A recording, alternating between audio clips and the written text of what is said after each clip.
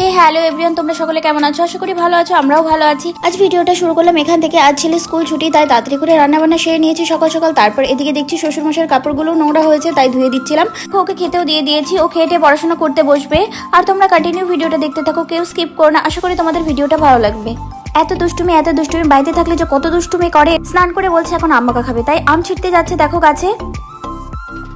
আম ছিঁড়ার অনেক চেষ্টা করেছে কিন্তু পারিনি। তারপর আমাকে বললো তুমি আম ছিঁড়ে দাও, তো আমি আম ছিঁড়ে নিয়েছি। দেখো আমের বোটায় অনেক পিঁপড়েগুলো দেখতে ভয়ানক হলেও পিঁপড়েগুলো কিন্তু কামড়ায় না। আর এই দেখো আমাদের মৌসুমি গাছ, অনেক মৌসুমি ধরেছে। মৌসুমিগুলো খুব ভালো, যেমন মিষ্টি তেমন রস। দেখো মায়ের প্রতি কত ভালোবাসা। আমার রোদ লাগছে বলে আমার মাথায় ছাতা ধরেছে। ছাদ থেকে চলে এসেছি, এবার প্রসেসিং শুরু। দেখো আমগুলোকে কেটে নিচ্ছি, আমগুলোকে কেটে নিয়ে লবণ দিয়ে লঙ্কা দিয়ে মাখিয়ে নেবো। আম খেয়েও রিয়াকশনটা দেখো একবার। আম খাওয়ার পর বলছে মা দেখো দাঁতটা আমার খুব ব্যথা করছে। তো দাঁতটা দেখলাম নড়ে আছে, এই দাঁতটা অনেকদিন ধরেই নড়েছিল। আর ও দাঁত তুলতে খুব ভয় পায়।